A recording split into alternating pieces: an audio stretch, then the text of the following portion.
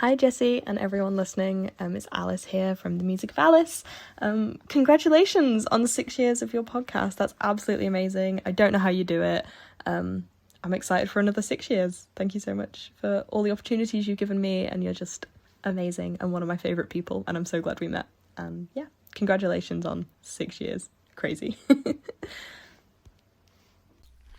Hello and welcome to September, which is the 6th anniversary of Set Lusting Bruce. The first episode of Set Lusting Bruce debuted on September 8th, 2015. I had been doing other podcasts, including my Doctor Who podcast. At the time, I was doing a Castle podcast. And I wanted to do a Springsteen fan podcast for a couple of reasons. Specifically because Lynette Carolla had done one, and the movie Springsteen and I had come out, and I just felt like there were stories to be shared. So I reached out to Rob Southgate, who runs Southgate Media, and asked, hey, do we have could I do a Springsteen podcast? And he said, absolutely. And he even offered to record and interview me the very first episode. So this month, I'm going to be trying to put out a lot of episodes, as I often do. And I will be sharing with you guys older episodes, some new episodes, and I always like to start out with the very first Set Lusting Bruce episode. So here it goes. The only thing I've done is added this introduction to it. Everything else is as it was way back in 2015. Thanks, guys, and please tell me if there's something you want to hear on during this anniversary month. If there's episodes that you'd like me to revisit, let me know. But for now, here is the first episode of Set Lusting Bruce.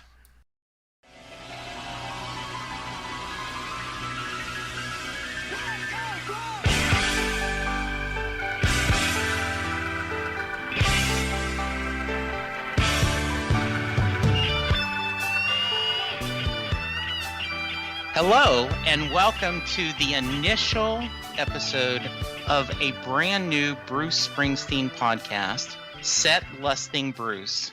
I have begged, pleaded, bribed to my podcast leader, Rob, to let me do a Bruce Springsteen podcast, and he has kindly finally said yes. And he has even agreed to lead this first podcast, so we kind of talk about what we're doing.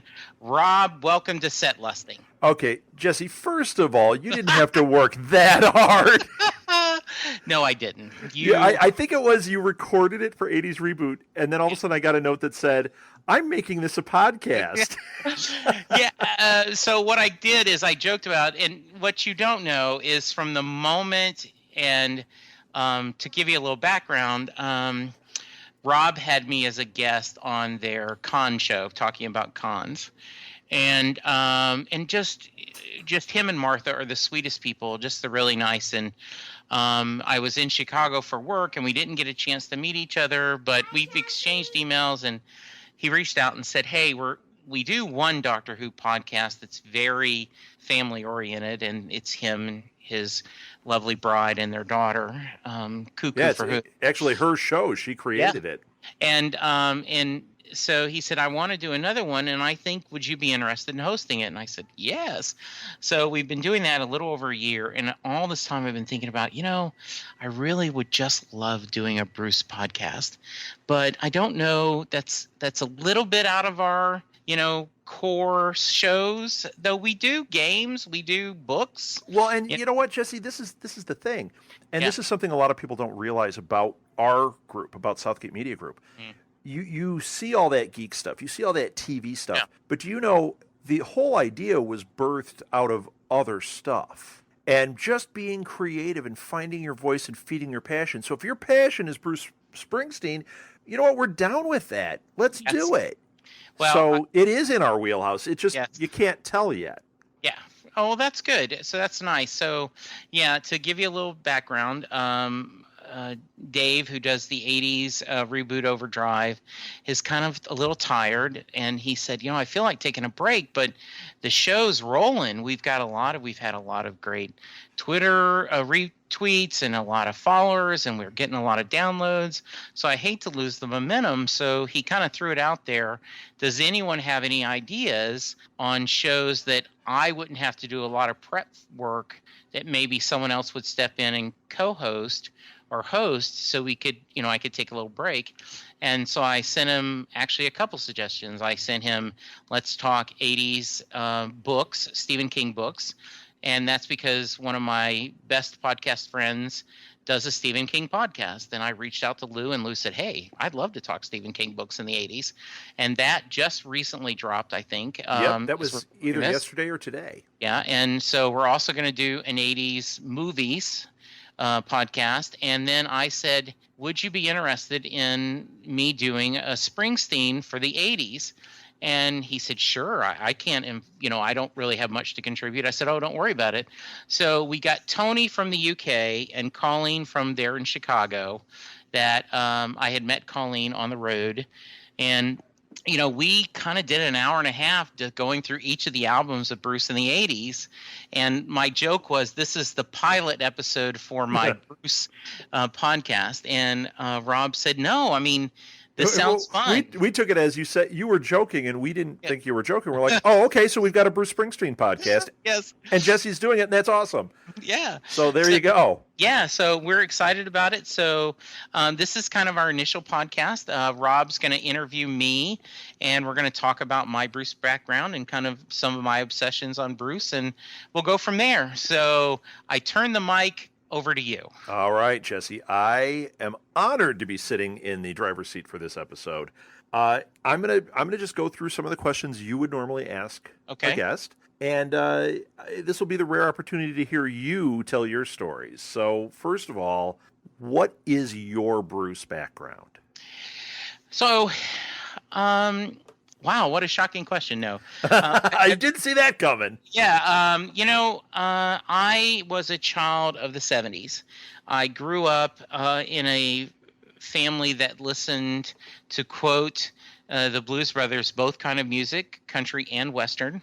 A lot of Merle Haggard and, Porter Wagner and Mel Tillis and Johnny Cash, of course. And so my mom did love like Fats Domino and Bobby Darin and some of the early, kind of 50s and 60s rock and roll. And so I, did not have a big musical background. And, I listened to top 40 radio like most kids in the 70s. And I heard a lot of Elton John and, Queen and Barry Manilow and all these different things. And went through a spell where I loved Kiss. Believe it or not. Who didn't? Yes, and I loved when you got a cold. The coolest thing was when you had that hoarse throat, so you could sound like Peter Criss on Beth. Right. Hear you calling, and so and then I discovered the Beach Boys after I graduated from high school in 1977. I discovered Brian Wilson and loved that music. So in around 1980. 81, I was dating the lady who is now my wife, and a friend of hers had gone to school on the East Coast, and she talked about this guy named Bruce Springsteen and how amazing he was. And a different girl I was dating, we were at a Kenny Loggins concert, and they were playing Darkness on the Edge of Town while they were setting up the stage, which is kind of a mix, Kenny Loggins, Kenny Rogers and, Bruce Springsteen, but she fell in love with it. And wait. I got to stop you there. Did you say Kenny Loggins or Kenny Rogers? Because you said both. Rogers. Yes, I misspoke. The quick sideline, she loved Kenny Loggins. Okay. And so I had this crush on Jill, asked her out, and did the same thing. I said, we're going to go see Kenny Rogers. She goes, Kenny Loggins? I love Kenny Loggins. And I'm like, Okay, how can I convince her that Kenny Rogers is just as good as Kenny Loggins? No, so it was Kenny Rogers. And so I bought The River, and I liked it okay. And then, like everyone else in America, born in the USA, I bought and liked all the hits. And kind of bought the live album, and I was just a casual Bruce fan. Okay. Then in 2001, after the towers fell, they did that fundraiser right afterwards. Right, the tribute show, yes. The one to raise funds, sure. And they opened with the E Street Band doing My City of Ruins. Yes. And I was like, oh my gosh, this is amazing. And so I went and got The Rising, which was the CD, listened to it a little bit.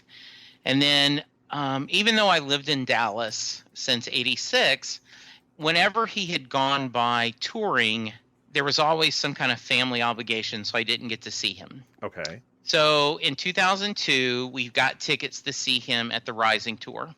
And I went, and I will say this often, there are two kinds of people.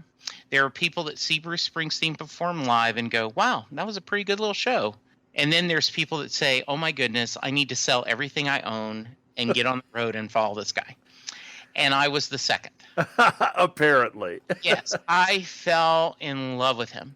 And I was so mad at myself because I didn't recognize every song they had done because I had not, wore out the CD. So when Devils and Dust came out, I went to see him, and I knew the songs and I played it. And so I've since then just become more and more obsessed with Bruce. I still love the Beach Boys, but Bruce Springsteen has become my major obsession. In fact, my Twitter bio is not the guy who ran for president, currently obsessed with Bruce Springsteen and Doctor Who. I think that sums you up pretty well. Yes, it is. That is really good, man. Yes. So, okay, so that's how you found him. Yes. Also, so what are the times that you've seen him perform? What are some of the highlights? I mean, you saw the one on TV. You just mentioned one concert. How many times have you seen him, and what are some highlights? So, I saw him in 2002, and then when he came back, and The Devils and Dust was a pretty low-key album, and he was touring just by himself. Okay. Like smaller venues. And I asked my wife, hey, can I go? And she said, sure, because she had no interest in going. And so, Rob, if you can picture, it's a 2-level theater. Okay. And so I was on the first level at the very back, the far wall, as far as from the stage as you can get. Okay. To my right was the aisle. To my left was a pillar. So I had a seat that was a solo seat. Oh my gosh. Yes. At the very back. You were kind of king of the concert, but yes, at the very back. And so a guy came up and said, do you want better seats? And I said, no, I'm fine. You know how the way when you're walking into an arena, the scalpers start, hey, you need tickets. And then he's walking off, and I see he's talking to other people, and all of a sudden it hits me, wait a minute, I'm already in the venue. This isn't a scalper. Yeah, he's offering you a better seat. Yeah, so I walk over there and I go, hi, I'm sorry. Yes, I'd love a better seat. He says, okay, here. And so he hands me a seat. So I go and I start walking, and they keep telling me, walk down. And I end up being like 4th row off stage right. Oh, my God. 5th or 5th row, yeah. So this will mean nothing for Dallas, Texas sports fans, but for those from Dallas who understand, my seats were not as good as Moose Johnston, who is now a Fox commentator, but he was a part of the Dallas Cowboys '90 Super Bowl. He played a fullback, and his nickname was Moose, and so you couldn't tell if they were going Bruce or Moose when he came in. But they were better than Babe Laufenberg, who was the backup quarterback for the Dallas Cowboys. I was in that middle. Okay. And so they were absolutely amazing seats, and it was just him. And so that was pretty special because, It was him, several guitars, and a keyboard, and he did a lot of talking between songs, talking about why he wrote this song and what it meant, and cool. and so that was really cool. Then I saw him once during the Magic tour in Dallas. Then I saw him in Houston for the Working on a Dream tour, and I told my wife, I said, I really want to see him more than once during a tour. And if you aren't a Bruce Springsteen fan, you may find that a little weird. But what happens is he does roughly just about a 3-hour show every night when he performs. Okay. And about 50 to 60% of it are the same songs. The other 50% are different songs. So every show is different. Oh, okay. So, like, I'm a big James Taylor fan, a big fan of Brad Paisley, but their shows are the same thing. They open with the same song. They have the video in the back that are playing things, and that you see this show in Dallas, Texas, and then you see it in Shreveport, Louisiana. It's exactly the same show. Okay. Bruce doesn't do that. So Linda said, okay, would you give up Dragon Con to go see more than one concert? Oh, okay. This stuff's getting real, right? Yeah, knowing you, that is pretty serious. And I said, yes, I will. Wow. So we drove, she and I drove together, and this is a great memory. And I'm sure you and Martha will understand when I say this. My wife Linda and I had not gone on a vacation together without another couple or without the kid in years. We may have done a weekend, but I mean a whole week.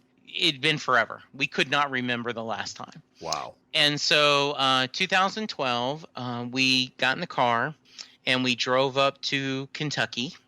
And that's where my father had been buried in 2011. And we went and saw at the Veterans Cemetery in Radcliffe, Kentucky. We got to see my dad's tombstone and got to visit there.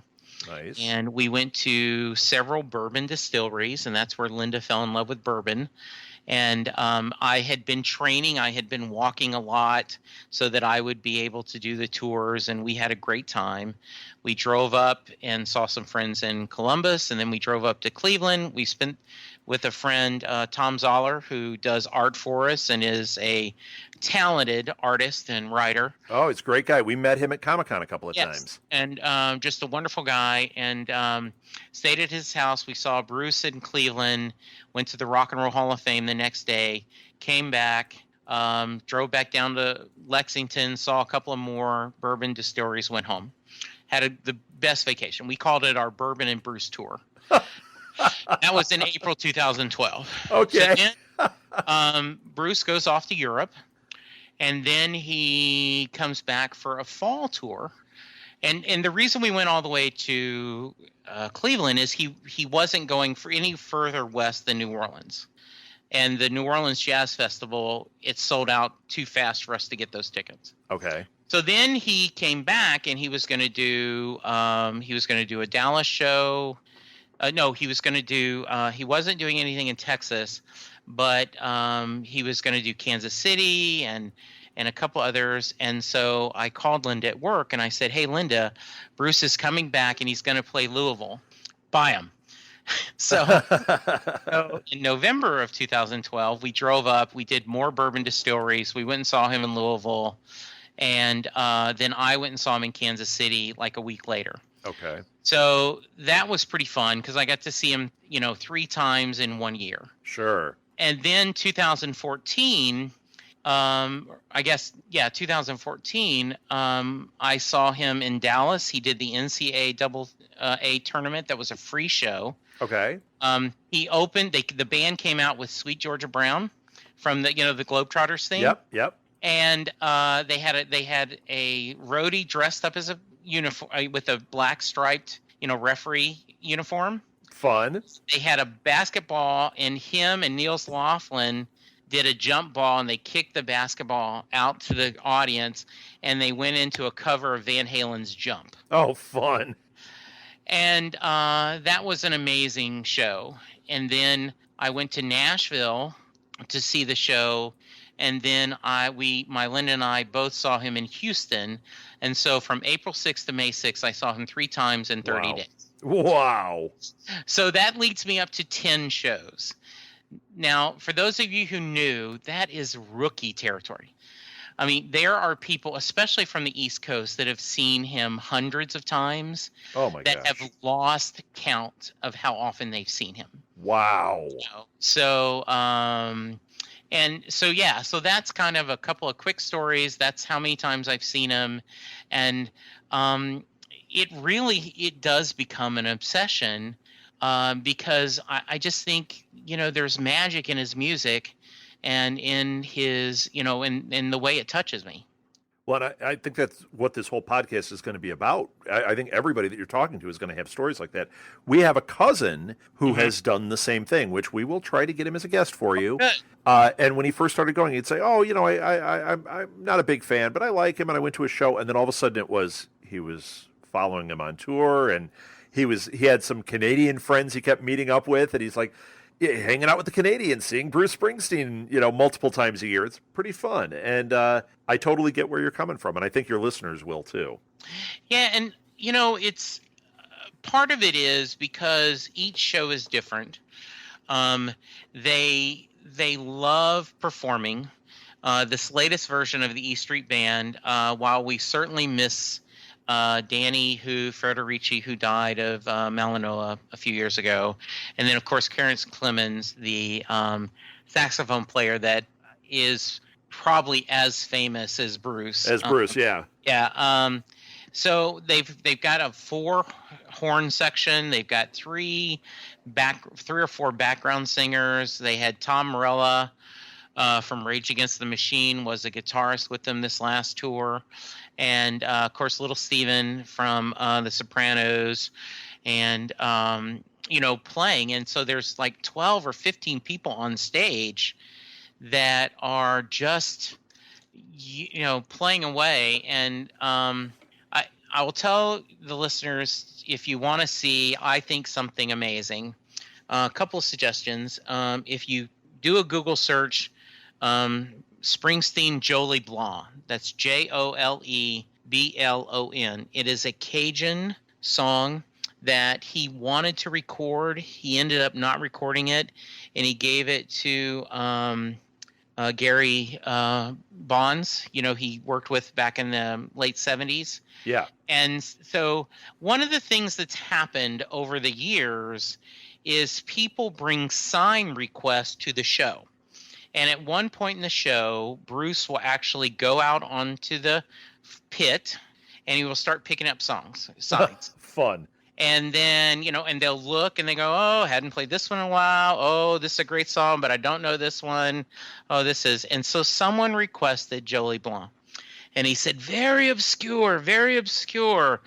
And they talk about it, and they play the best version.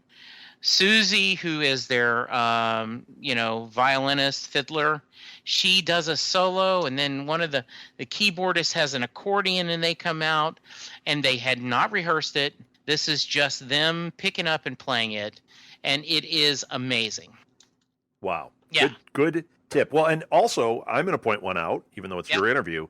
No, we just watched the final episode with Jon Stewart, and Bruce came out, and it was amazing. What a band. Holy cow. Yeah. And Land of Hope and Dreams, which is the song he did, is absolutely one of my favorite songs. And my son had a little bit of rough patch when he was a freshman in college. And I was driving him back to school. In a lot of ways, he felt, like, what am I going to do? And, and I started playing this song, and, the lyrics talk about, leave behind your sorrows, let this day be your last. Tomorrow there'll be sunshine and all this sorrow past. And, and it's a song of redemption and a song of hope. And And I thought it was a perfect song. And I think, they cut to the final verse of Born to Run. Right. And how much joy was that? Everyone in the oh my audience, gosh, all the staff out there dancing and singing. And I don't know if you stuck around, but John Stewart's thanking all the bands, and Max, the drummer, gave him the drumsticks. Yeah, we saw that. And I'm like, okay, that's a pretty cool souvenir. Here's the drumsticks that they did on my final show. Yeah. And I love the fact that he said, "Here is my moment of zen." Yes. Yeah, it was wonderful. Yeah. Okay, so we've covered a couple of different things. I want to know favorite song or album. Sure. And I want you to cover what something that meant a great deal to you too. You just mentioned one. Are there other ones that you go, you know what, this album is the album. This song does this for me? There is, and I certainly love a lot of the albums, and there's certainly songs. I think if you ask any Bruce Springsteen fan, Thunder Road is something absolutely beautiful. And funny story, I had seen him 7 times and never heard him do Thunder Road live. Oh, wow. You would think that would be a big one. Yes. And so when the 8th time, when it was at the Dallas show, he played it live, and with his wife, Patty, doing backgrounds, and it was amazing. And then the other thing he did is he either did Thunder Road live as the final song, or he did a song off High Hopes, which is a cover, which is Dream Baby Dream. And I really was like, oh, I love Dream Baby Dream. That would be so cool to see it. And all 3 shows he ended with Thunder Road. So I was like, okay, you can't complain. Right. Though I really would have loved to see Dream Baby Dream.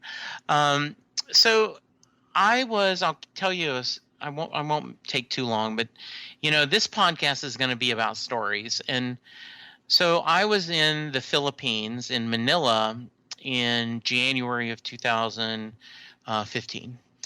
And they asked me as a visiting director to do a management talk. Okay. And so, what are your core principles? What do you believe? And I kind of talked a little bit about my management philosophy and what I think you need to be successful. And my last point was, I'm going to quote Bruce Springsteen for you. And this is what I said. I said, well, my soul checked out missing as I sat listening to the hours and minutes ticking away. Yeah, just sitting around waiting for my life to begin while it all was just slipping away. I'm tired of waiting for tomorrow to come or that train to come roaring round the bend. I've got a new set of clothes, a pretty red rose, and a woman I can call my friend. That's obviously a love song. Yeah. But I think that message is, don't sit there and wait. Enjoy what you're doing now. Too many times people go, well, once I get my business up, then I'll enjoy life. Right. Once I get that promotion, then I'll enjoy life. Once my wife and I get through, or my fiance get through these wedding plans, then we can do things. And people don't enjoy the journey, Rob. Right. And I think that's the important thing. And so that's been something, I'm currently looking for a new work home, and I play Better Days, and that's the name of the song that I quoted all the time, to say you can't just wait for tomorrow to come or that train to come rolling around the bend. You have to embrace what's happening now. Right. It's a good reminder to you. It is a good reminder. I just think that in a lot of ways, I see that a lot. We're a very busy society, and we're a very competitive society. And I especially see a lot of the young people like rushing. I can't wait for, once I'm out of baseball, I got to get into football or soccer, or, I see a lot of young people when I'm managing a group that, well, if I get off the phones, I'd be happy. Right. And I say just enjoy what you're happening now.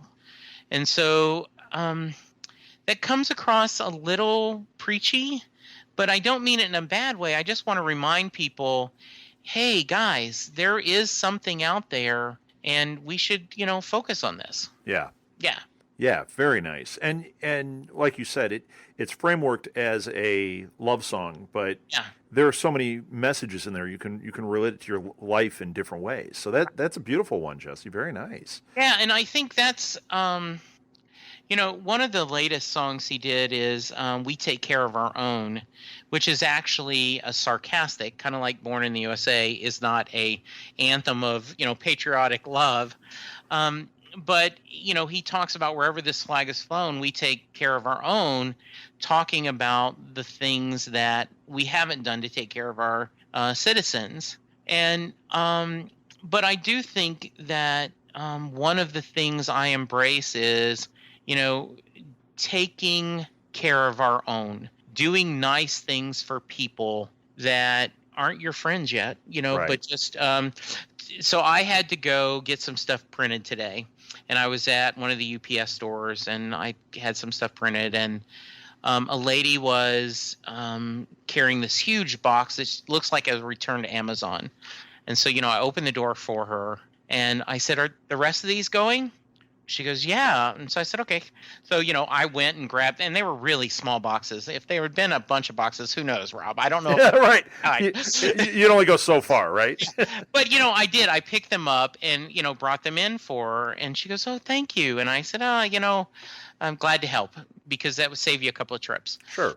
And, I think about that, and I think about, we take care of our own. Wherever this flag is flown, we take care of our own. So that's another thing that I kind of remember. Very nice. Yeah. So what about ways that Bruce has influenced you? I think you actually just kind of told some, but you know what? Are there other things when you ask that question, are there specifics that you say, you know what, this is something that I take with me day to day, and it's because of Bruce or something Bruce has said or done? Yeah. So one of the things that I admire is, he's been, it just was the 40th anniversary of Born to Run. And so he's been playing music. He's in his 60s now. And there's been, I guess, the most controversial thing is, his first wife and him were separated. And so he had one failed marriage. But there has not been a lot of scandal about Bruce. You still get the thing, why is somebody who's a billionaire telling me, that I should stay close to my roots? But, yeah, right. Yeah, but I think that's just, you never. But he wasn't. He didn't start there. Exactly. And he doesn't act frivolous like he's one. Exactly. So I like that. I like the fact that he seems to travel in his own pace. And he, in the 80s, he felt like he needed to move forward. So he, I've heard different stories, but the thought is he fired the E Street Band and gave them all $1 million of severance. I don't know if that's true, but that's the rumor. I've also heard other things that he gave actually parts of their money they earn the residuals for them. So I don't know, but everyone seems to not hate him. And, and kind of did his own music and kind of went his own way, and then, got back the band together. And he seems to, I think the worst insult you can give to someone in the South is, he forgot where he came from. Right. And Bruce doesn't seem like he ever forgot where he came from. I know he's Darlene Love from the Phil Spector era is putting out a new album this fall, and he helped write the songs on it. And Steven Van Zandt helped produce it. Very cool. He appreciates a quick story. Brian Wilson, my other obsession is touring. He was touring live, and they just had a movie about his life, and right. He was in Jersey, and Springsteen showed up. Oh, really? Yes, and so Springsteen was kind of in the back watching, and so they ended up getting him on stage, getting him a guitar, and so he sang a couple of songs encores, And my wife and my friends said, if you're in that building, you could die happy, couldn't you, Jesse? Right. Brian Wilson, Bruce Springsteen, together on stage. Forget Chris getting married. Forget grandkids. This is the ultimate of your life. So, well, if he had come in on a TARDIS, I think that would have been Absolutely. The end of you. Absolutely. Yes, it is. It is so funny. So I admire the man, and I love his work ethic. I love that he seems to, he does a lot. He brings the kids on stage and sings with them, and he just is having fun, playing music. And I think that's amazing that you should be. If you're getting paid to pay music, you should love it. You should love it. You should show that joy. Absolutely. Well, and that's the complaint that a lot of people have with, sports celebrities or even music celebrities, where it's like at some point it doesn't seem like they love it. And this guy truly seems like he loves it. Steven Van Zandt, I mean, this guy, he loves it. Yes. And I think his whole band is this way, Yes. So that is something good point, Jesse. That is true. Yes. And, there's this, there is a wonderful documentary called Springsteen and I. And we'll probably do an episode where we talk about it in depth. But basically what happened is they put a call out for fans to send in videos of 3 words that describe Bruce Springsteen to them or tell their Bruce Springsteen stories. And so this filmmaker put it all together and made a documentary.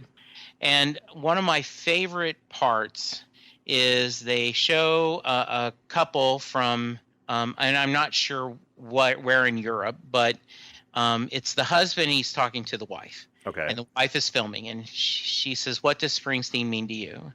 And he says, "Love. Not love of him, not love of his music, love of you." Oh, wow. Because I go to all these shows because I love you. And so then they cut back to him after they show things. He goes, I go to all these beautiful cities where there is fabulous architecture, beautiful museums, and we spend the whole time going to a rock and roll show. And so but you are seeing art. Yes. So it does count. Yes. So he says, I love you, so I go to Bruce Springsteen concerts. Wow. So that's pretty funny. So then you cut to there's a bonus part and afterwards on the DVD, and they're showing Bruce, and Bruce is talking about, I saw a rough cut of this documentary, and there was this couple where the guy just doesn't like my music. He says, and I was in a basement cafe or first floor cafe, and I looked out the window and I go, that's them. That's the guy who doesn't like me. And so he rushes out to get them. And the guy's like, oh, no, I love it. And so they bring him in and he talks to him. And so they show a video and he's like, do you have any requests? and he actually said this in the movie. He said, if you could tell Bruce Springsteen, what would you say? Make it shorter. That's fantastic. 3 hours. And so they showed after the concert, Bruce said, I'm sorry, it didn't work for you. And this guy is so embarrassed. He's like, no, it's fine. So that's another reason you just love Bruce, because he gets it. Yeah, he's very real. Yes, absolutely. Mm-hmm. So, Jesse, that brings us to another question. Yes. Your wish list. Yes. What's your wish list? A few songs that you hope to see him perform live. Something that this would be your set. What would it be? Yeah.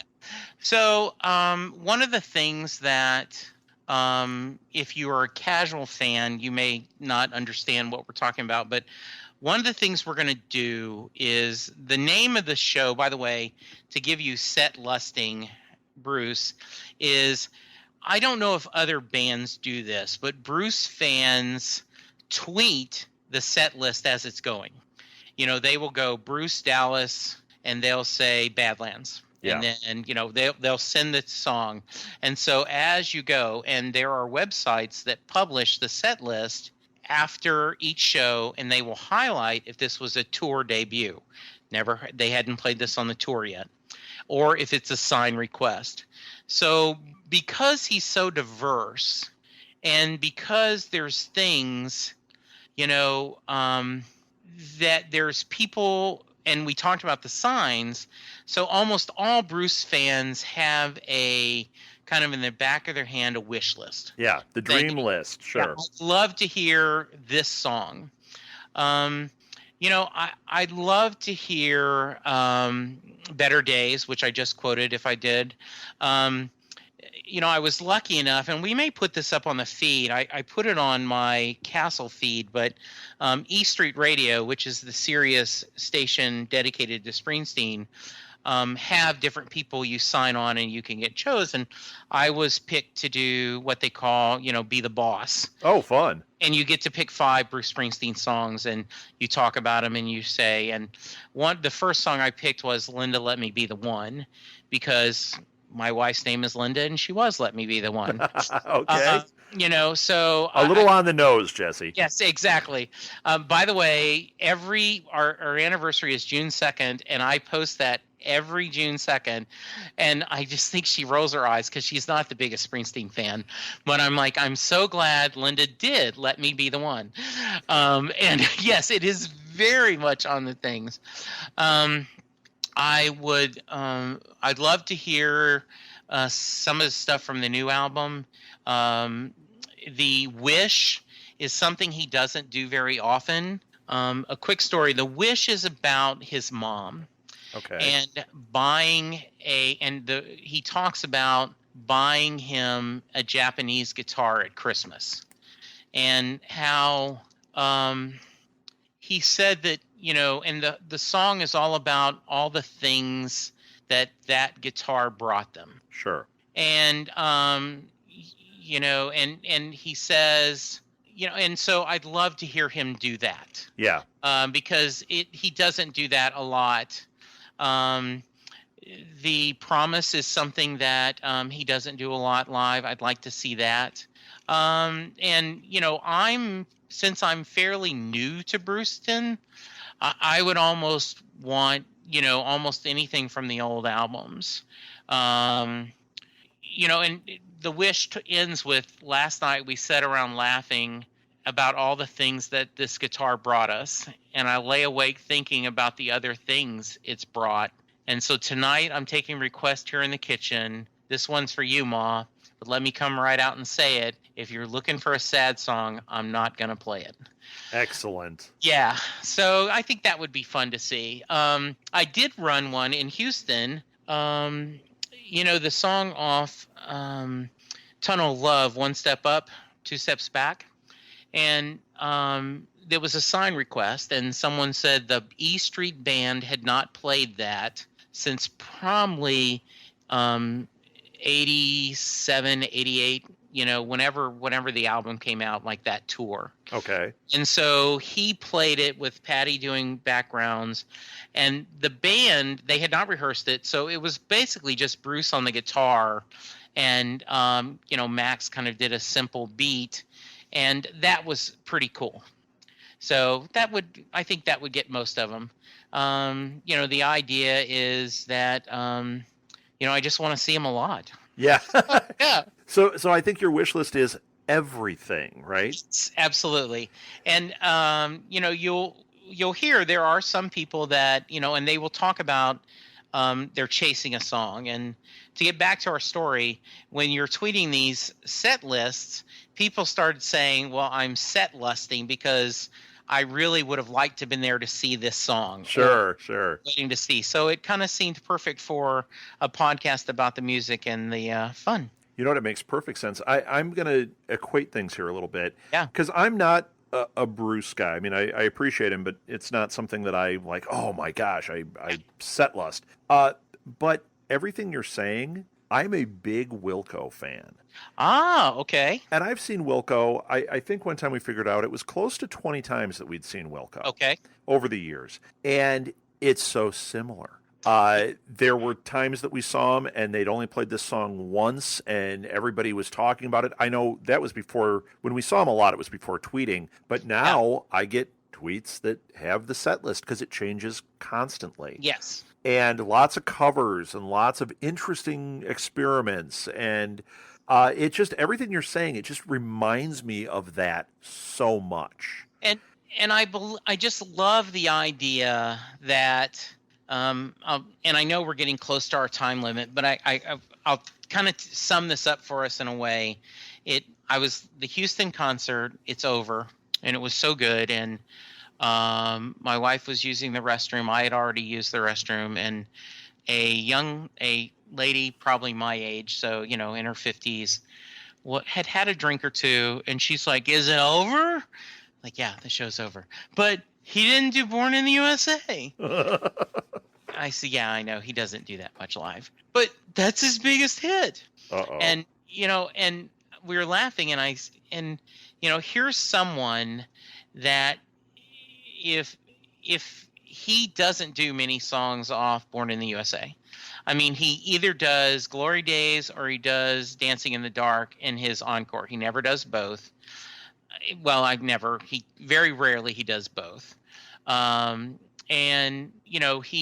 it's not that he's ashamed of it. It's just he's got so much other material. Right. And I love the fact that he is in his 60s and he's experimenting. He's picking songs out of the thing. He's doing obscure. Right. He was in Australia and he did a couple of songs that were from local artists.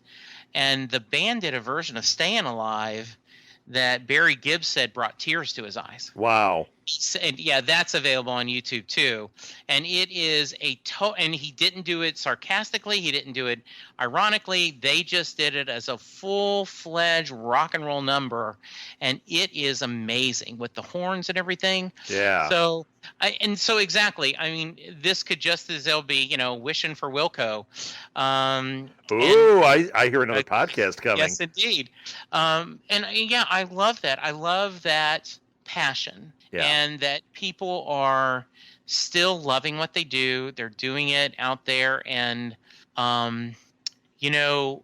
it's just something special. It really is. Yes. So, Jesse, how do people reach you? I am so glad you asked. If you want to be on the podcast and talk about Bruce and all that implies, please send us an email at setlustingbruce@gmail.com. We also are at setlustingbruce on Twitter. We have a Facebook page, Set Lusting Bruce. We already have 3 shows in the can. That is just wonderful. We've had some different guests, and you don't have to have, you didn't have to hitchhike through Europe to see Bruce 15 times.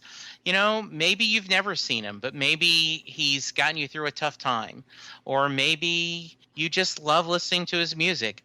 We'd love to have you on. And that's what the conversation, it's just going to be a conversation between Bruce fans, and we hope people like it, and they hope people find us. Well, excellent. I know you're going to have an audience. I'm going to listen, and like I said, I'm not a Bruce fan, and I'm like, wow, this was great. It got me thinking about the stuff I am passionate about. Right. Wonderful show, Jesse. So thank you. It's your show, so yes. I'm going to step out now. I'm going to let you close it out, but thank you so much for giving me the opportunity to interview you and to talk about this. Well, I'm just really looking forward to this. Martha and I are just so excited for this show. So. Oh, I am too. So we just want to end with, at the end of every hard-earned day, people find some reason to believe. And that is Bruce's lyrics from Reason to Believe. And so the idea of the show is to remind you that believe in yourself, believe in your passions, and you will go out and have a better day. Thank you. We'll talk to you soon. Bye.